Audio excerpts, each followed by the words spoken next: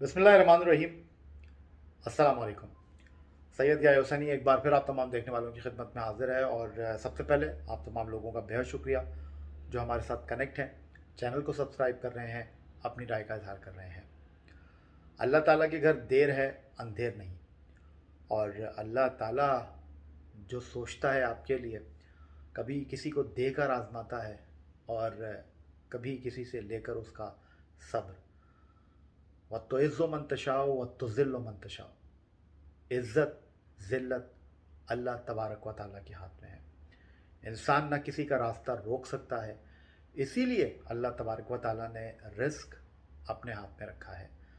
क्योंकि इंतहाई अफसोस के साथ मुझे ये कहना पड़ता है कि इंसान ज़मीन पर है और उसको अपने अगले लम्हे का नहीं पता। लेकिन बहुत ही दुखी दिल के साथ मुझे ये कहना पड़ता है कि अफ़सोस के साथ कहना पड़ता है कि अगर लोगों के हाथ में होना तो वो शायद लोगों को सांस भी ना लेने दें। ये सारी बातें मैं बात कर रहा हूँ सरफराज अहमद की टेस्ट क्रिकेट में शानदार वापसी के हवाले से। और उन्होंने जनाब बहुत से लोगों को मायूस कर दिया। बहुत से लोग जो उनके बारे में कह रहे थे 3 साल 11 महीने 15 दिन के बाद बैनुल अक़वामी क्रिकेट में शानदार बेहतरीन वापसी। न्यूजीलैंड के खिलाफ 2 टेस्ट मैचों की 4 इनिंग में 86, 53, 78, 118 के साथ 3 सेंचुरियाँ, 1 सेंचुरी और 4 इनिंग में 335 रन बनाकर दूसरा टेस्ट मैच जो ड्रामाई अंदाज में न्यूजीलैंड के खिलाफ ड्रॉ हुआ, मैन ऑफ द मैच और मैन ऑफ द सीरीज़ का एजाज़ अपने नाम करके उन्होंने बहुत सारे लोगों को एक्सपोज कर दिया। इसीलिए कहते हैं क्रिकेट के खेल में आदाद व शुमार का खेल है। क्रिकेट का खेल जो है अब वो जनाब 10 दिन आपको हंसाता है, 90 दिन रुलाता है। क्लास परमानेंट होती है, फॉर्म टेम्परेरी होती है। इसीलिए आप किसी का रास्ता रोक नहीं सकते। मेरी जब भी सरफराज से बात हुई, मैंने सरफराज को यही कहा कि सरफराज मुझे लगता है आपका वक्त आएगा। सरफराज आपने हिम्मत नहीं हारनी, आपने इसी तरह लगे रहना है।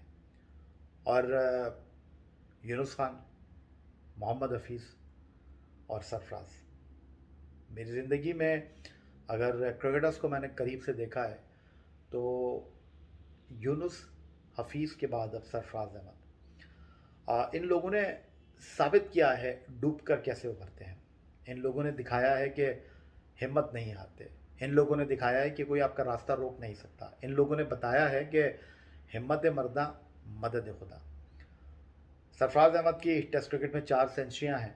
हमारे फॉर्मर चेयरमैन है रमीज़ हसन राजा साहब, 57 टेस्ट मैच उन्होंने खेले और 57 टेस्ट मैचों में उन्होंने 2 सेंचुरियाँ बनाई ओपनर की हैसियत से। सरफराज ओपनर नहीं है, वो मिडल ऑर्डर बैट्समैन भी नहीं है, लेकिन इस सीरीज़ में उनको नंबर 6 पर खिलाया गया। वहाँ नंबर 6 पर खिलाया गया जहाँ 6 टेस्ट मैचों की 12 इनिंग में मोहम्मद रिजवान के क्रेडिट पर एक 50 भी नहीं है। लेकिन इसका मतलब ये नहीं है ना मैं ये कह रहा हूँ कि जी रिजवान के दरवाजे बंद कर दिए सरफराज ने, अब रिजवान का भट्टा बैठ गया, अब रिजवान कभी वापस नहीं आएंगे। देखिए ये परफॉर्मेंस गेम है, खुला मैदान है। आज सरफराज ने रन किए हैं, टेस्ट क्रिकेट में शानदार कमबैक किया है। 3 साल 11 महीने 15 दिन के बाद उन्होंने जनाब अपनी शानदार कारकर्दगी से साबित किया है कि क्रिकेट के खेल में कभी कुछ हतमी नहीं होता। तो इसी तरह रिजवान के लिए भी है। और रिजवान जो है उन्होंने अपनी मेहनत से ये मुकाम हासिल किया। 2 साल तक वो टीम में रहे। फिर जब वो स्ट्रगल कर रहे थे तो ये हमारा निज़ाम है यहाँ पर आप वनडे क्रिकेट की परफॉर्मेंस पर टेस्ट क्रिकेट खिला देते हैं, T20 की परफॉर्मेंस पर वनडे क्रिकेट खिला देते हैं, T20 में परफॉर्मेंस नहीं होती तो टेस्ट क्रिकेट से बाहर निकाल देते हैं। यहाँ ये होता रहा है। लेकिन हमारे पास एक अच्छा कंपटीशन है। लेकिन उसके बावजूद मैं अगर ये कहना चाहूँ कि जनाब आप अगर ये कह रहे हैं कि ये रिजवान और सरफराज का जो मामला है वो राशिद लतीफ़ और मोइन खान वाला मामला है, तो मैं थोड़ा सा यहाँ पर डिसएग्री करना चाहूँगा। ये मेरी ज़ाती राय है। वो जो मुकाबला मोइन और राशिद का था वो बिल्कुल ही डिफरेंट है। राशिद की एक टेस्ट क्रिकेट में सेंचुरी है, मोइन की 4 सेंचुरियाँ हैं आई थिंक, और सरफराज की भी 4 सेंचुरियाँ हो गई हैं। कामरान अकमल की 6 सेंचुरियाँ हैं, लेकिन रन्स बनाने में सरफराज सबसे आगे निकल गए हैं।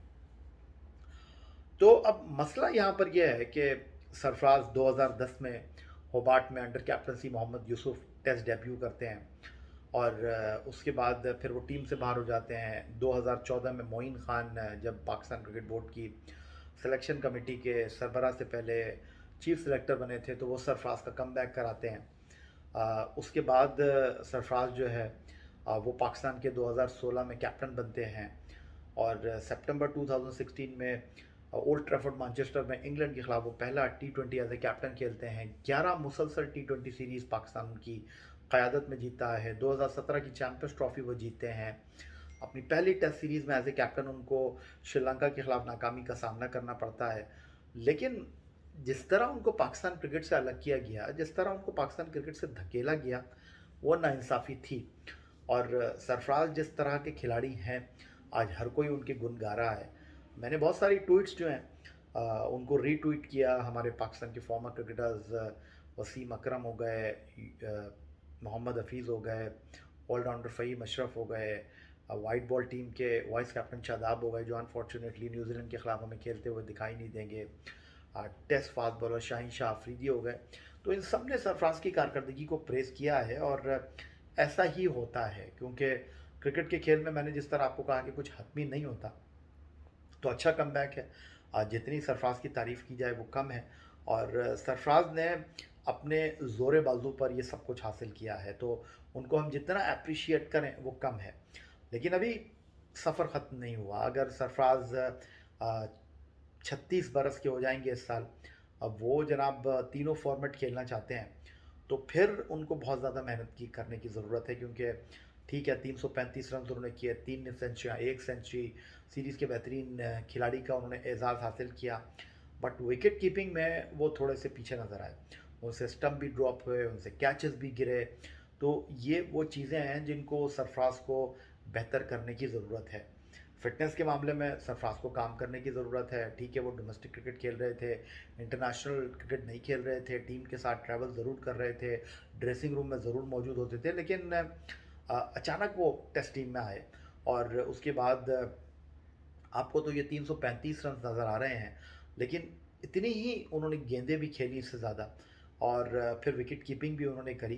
तो डेफिनेटली दबाव तो आया होगा उनके ऊपर। उनके आसाब थके होंगे, उनकी बॉडी जो है उस तनाव का शिकार हुई होगी।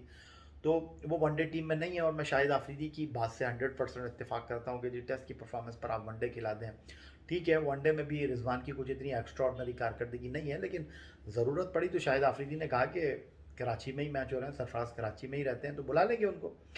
तो अब सरफराज जो हैं, उनको यूनुस खान और हफीज़ के नक्शे कदम पर चलना होगा, क्योंकि वापस तो आ गए हैं और उन्होंने लोगों का एतमाद तो बढ़ाया है। अपने ऊपर जो तवक्कुआत थी उनका बोझ और अपने ऊपर लाद लिया है, क्योंकि अब लोग उनसे उम्मीद करने लगे हैं, लोग उनसे तवक्कुआत करने लगे हैं। और तवक्कुआत पर सरफराज कैसे पूरे उतरेंगे, उनको अपनी फ़िटनेस के मैयार को मज़ीद बेहतर करना होगा। और फिर वही बात है कि आप हर मैच में रन नहीं कर सकते, तो ये परफॉर्मेंस गेम है, और सरफराज को जो है इस चीज़ को अब बहुत सीरियस अंदाज में आगे लेकर बढ़ना होगा। डेफिनेटली आप लोगों को आदाद शुमार का अंदाज़ा है, पता है, लेकिन फिर भी मैंने कहा थोड़ा सा शेयर कर लेता हूँ आपके साथ। 51 टेस्ट मैचों में 2,992 रन, तो 3,000 रन से सिर्फ 8 रन शॉर्ट हैं। 38 उनके रन बनाने की औसत है, और बहुत से टेस्ट क्रिकेट में हमारे खिलाड़ी हैं जिनकी टेस्ट क्रिकेट में 38 की औसत नहीं है। फिर 4 सेंचुरियाँ, 21 सेंचुरियाँ हैं, 303 चौके उन्होंने मारे हैं। 117 एक रोज़ा मैचों में 2,315 रन हैं। 33.55 उनके रन बनाने की औसत, 2 सेंचुरियाँ, 11 सेंचुरियाँ, और 61 T20 मैचों में 818 रन हैं। 89 नॉट आउट अगेंस्ट स्कॉटलैंड बेहतरीन स्कोर है, और 125.26 उनका स्ट्राइक रेट है। 350 उनके हैं जनाब किसमें, जी बिल्कुल, T20 क्रिकेट में। एक विकेट कीपर की हैसियत से अगर मैं सरफराज की परफॉर्मेंस का आपके साथ जो है वो कुछ खुलासा करना चाहूँ कि उन्होंने क्या कुछ किया है एक विकेट कीपर की हैसियत से, तो डेफिनेटली एक विकेट कीपर की हैसियत से भी जो है ना, सरफराज की कारकर्दगी हमें खासी मुनासिब और बेहतर दिखाई दे रही है। 150 कैच उन्होंने टेस्ट क्रिकेट में किए हैं, 22 स्टम्प्ड हैं, 172 शिकार उनके टेस्ट क्रिकेट में है, 119 कैच हैं, और 24 स्टम्प वनडे क्रिकेट में उनके हैं। मतलब ये कि 143 उनके शिकार हैं, फिर 36 कैच हैं, और 10 T20 में उनके स्टम्प्ड हैं।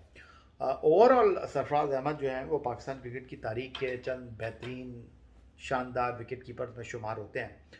तो मैं मुबारकबाद देना चाहूँगा सरफराज को। सरफराज के जो फैंस हैं वो डेफिनेटली बहुत खुश होंगे, और सरफराज की जो कारकर्दगी है वो जनाब पाकिस्तान सुपर लीग से पहले इंतहाई अहमियत की हामिल है, क्योंकि वो कोयटा ग्लैडिएटर के साथ हैं, कप्तान भी डेफिनेटली हैं, और वो जो है प्लाटीनम से नीचे आए हैं थोड़ा सा। तो अब देखना यह है कि अपनी इस फॉर्म को लेकर वो पाकिस्तान सुपर लीग में किस तरह की कारकर्दगी का मुजाहरा करते हैं, और ये फॉर्म उनको किस हद तक जो है वो मज़ीद एक बार फिर आसमान की बुलंदियों तक लेकर जाती है।